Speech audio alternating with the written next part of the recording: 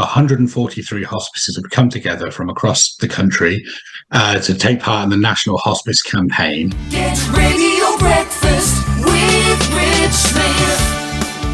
Now, I'm really looking forward to my next conversation. We're going to be catching up with Alex Hegenbarth, who's a legacy manager at Helen Douglas House, and also Lindsey, who's a trustee of Katharine House.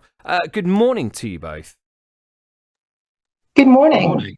Morning. Thanks so much for joining us. Now, this is a wonderful and amazing campaign that Sobell House, Katharine House, and Helen and Douglas House are all working on together, which is a wonderful thing. We'll get onto that and maybe have a conversation with Alex about that. But Lindsey, just explain your relationship about being a trustee with Katharine House and your relationship with them. Yes, I'm happy to. I'm very privileged to be a trustee at Katharine House. My relationship with the hospice really was triggered by the experience that we had when my husband was treated by Katharine House. Quentin was 49 when he was diagnosed with bowel cancer, and he went through 18 months of chemo, 3 different types of chemo, at the end of which we were told that unfortunately it spread to his peritoneum, and he had a 6-month kind of time frame given around it. So at that point, we were introduced to Katharine House by our amazing GP. And initially, Quentin was receiving some brilliant support from our community nurses who do about 2,000 visits a year, home visits. And then laterally, as his condition deteriorated, he was an inpatient at the hospice and he passed away in the hospice. So my relationship really started there, and it had such a profound impact in terms of the experience that we had, not just Quentin, but also our family and friends, that I felt absolutely compelled to do whatever I could to continue to kind of advocate for them. And that's why I became trustee. I say this, and I don't mean to say it lightly at all. Whenever we speak to people who have had dealings with the likes of Sobell, with the likes of Katharine House, and of course Helen and Douglas House, who are all sort of partnership with this together, it amazes me that this kind of strength and feeling that everyone has, and everyone sings from that same hymn sheet, that it's an incredible place. The work they do is absolutely phenomenal, not only for the patient, but like you said, Lindsey, for the families as well, and making the clearly traumatic and terrible experience as good as possible. That's a terrible use of the word good, but you kind of, you know what I mean, and that's has compelled you to go into the trustee side of things, hasn't it? Yeah, absolutely. You make such an important point, because of course the primary focus is on, delivering care to patients as well. But I think also people sometimes don't realize that, the services that Katharine House, at Sobell, that Helen and Douglas offer goes way beyond that as well. It's really focused on helping people with life-limiting illnesses live their fullest lives for as long as possible with that illness as well. So there's a whole range of services that also extends to families, bereavement services, care support services as well. So it's very multidimensional in terms of the service offering. No, for sure. And it still blows me away how amazing these places are every time I speak to anyone in relationship with it. So it's amazing. And thank you for sharing that, Lindsey. I really appreciate it. Just to bring Alex into the conversation as well, who's legacy manager at Helen and Douglas House. Now, we're talking about the Gift in Wills campaign, which is a great and wonderful idea, because as Lindsey sort of said and outlined, there are ways and means in which giving can happen, and obviously is needed to fund all the wonderful things that Lindsey just mentioned in terms of looking after patients, but looking after families and making the experience as wonderful as possible. Again, a choice of words.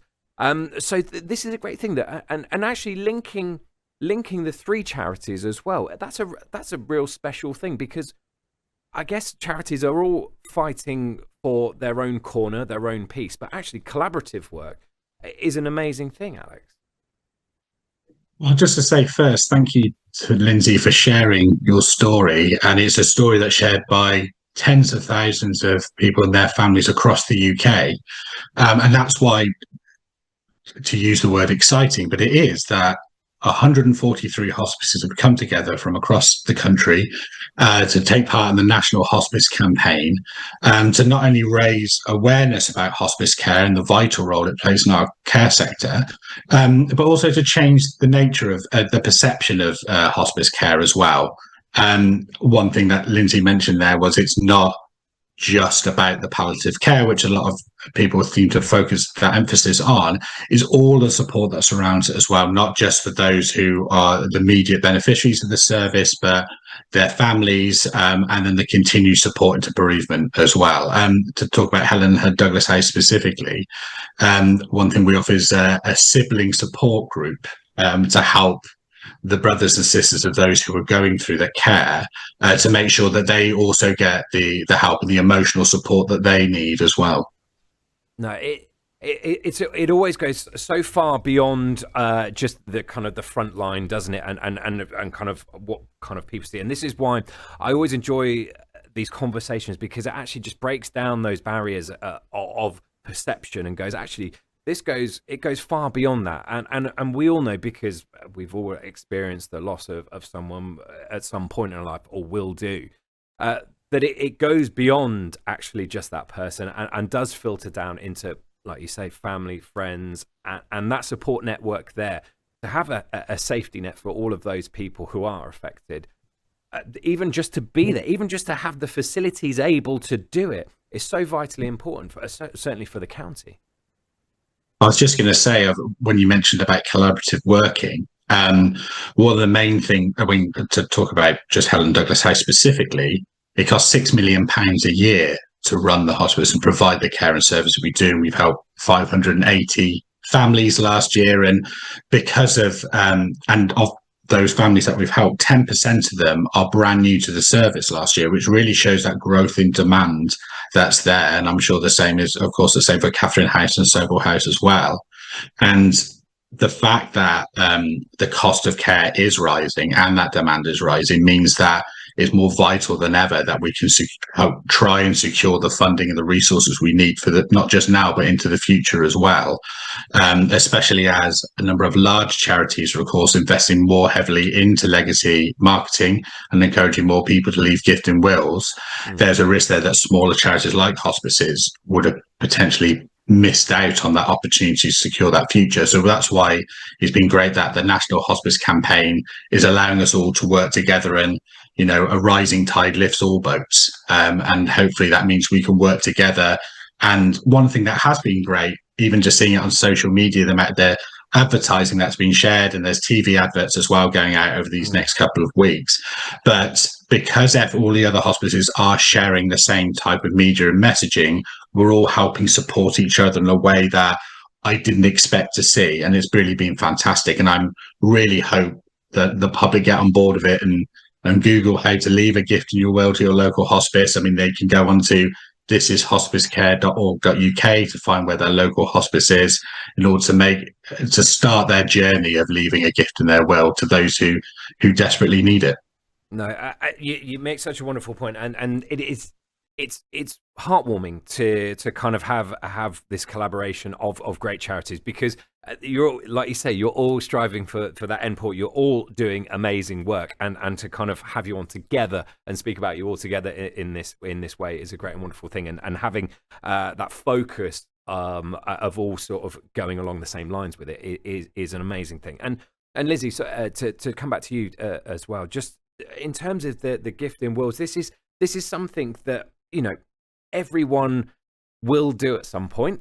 We will have a will to pass on things to next of kin, to family, to friends, to people. Everyone will come to that point at some point in their life. It might not be right now for some people listening. It might be sooner rather than later from some people listening.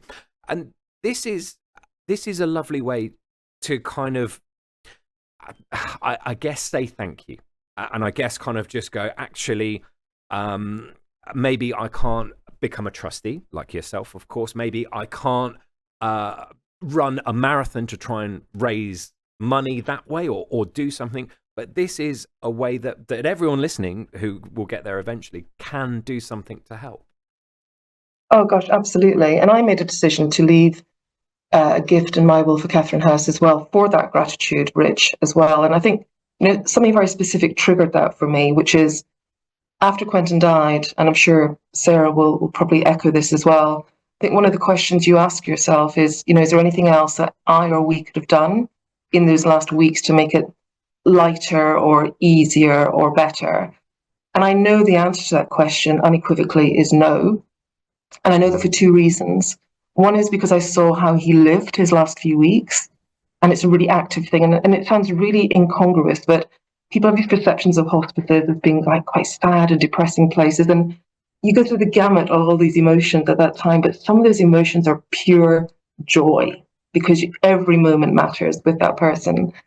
And there were moments of real hilarity. And if I just share something really quickly, something that stays with me is I remember walking to the bay one morning, and there was 4 beds in the male bay, and there was Quentin and another patient, Andy, who was even younger than Quentin and also terminally ill. And there was a guy in there trying to construct a new type of bed, and Quentin and Andy were giving directions and supervision from the guidelines, from the sides. Classic 3 men, no manual, complete disaster. And they were just laughing their heads off, and it just stuck with me. And the second reason is that Quentin actually told me, when he went into the hospice, which was originally for symptom management, not end of life, he said to me, I don't want to come home because I know I'm getting the best care here. And do you know what? That is such a gift in bereavement to know the answer to that question is no. And it's priceless. And that is what Katharine has, what Sobell, what Helen and Douglas, what all the hospices, that is the gift that they give so many families in our community every single day. That is what they do. So for me, it was a complete no-brainer to, in return, offer my little gift in terms of leaving something in the legacy, because it is so important that these critical services are here to support our communities for so many years to come. And legacies are so important for the hospices because they rely upon them really heavily as a core element of their fundraising strategy. No, it's just beautifully put, and again, every time it's always the laughter that comes through. It's always the kind of those memories of kind of joy that is expressed in Helen, Douglas, in Katharine, and Sobell as well. And morning to Sara, who has joined us as well, I believe. Sara, thanks so much for joining us as well. Probably listening to Lindsey's comments there that echoed with your experience as well at Sobell. Definitely. Everything that Lindsey said, I really relate to. My husband was in Sobell House for the last 3 weeks of his life. And he was only ill for 10 weeks. So it was very, very quick for us. And I think because of that, we were sort of in shock. We still hadn't even got our heads around the fact that the person who had retired literally a couple of weeks before being diagnosed and was sort of setting up this lovely long retirement that he'd worked really hard for was suddenly facing death. And when he got to Sobell House, it was the first time that he'd felt safe. And so he was able to do whatever he wanted to do. And that it's really hard to explain that freedom of the way that the staff and the consultants work with the person as an individual. And they helped him to not be as scared. He was able to be pain-free. He wasn't anxious anymore. And that allowed us to have the conversations that we needed to have. So he had beautiful conversations with both his kids.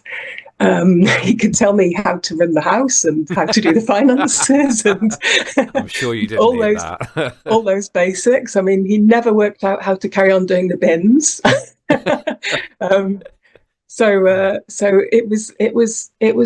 it's really hard to explain just how much it meant to have that haven and to be able to be a family. He didn't want to die at home, same as Quentin. He really didn't want to die at home, and I know that's not everybody's decision, and that the hospices do provide a really fantastic in-home hospice care. But for Dave, it was being somewhere else. Yeah. Strangely enough, Sara, and to echo sort of Lindsey as well. I know you think you've not painted a very good picture, but you absolutely have. You've painted the exact picture that all of these hospices do and make it, that they are incredible places that you stop and go, actually, it's not just that, it's everything else as well. So you've actually painted an incredible picture. I know you don't believe that, what have you, but Alex, just to bring you in just quickly, just at the end, details about the Gift in Wills campaign. If people have been sort of listening to this and going, actually, I can do something, and I have got a link with that, if you could just rattle through the details for us one more time, that would be amazing. No problem at all. So you can either go directly to the National Hospice Campaign website at thisishospicecare, or one word, .org.uk, or you can even search in your favourite search engine for Hospice Care Gift in Wills, and it will pop up from there. Lovely stuff. Alex, thank you very much for joining us, Legacies Manager at Helen Douglas House. Lindsey as well, thank you so much for sharing your story and being a trustee, of course, of Katharine House. And Sara, thank you for joining us and sharing and painting that wonderful picture as well with Sobell. Thank you all for joining us this morning.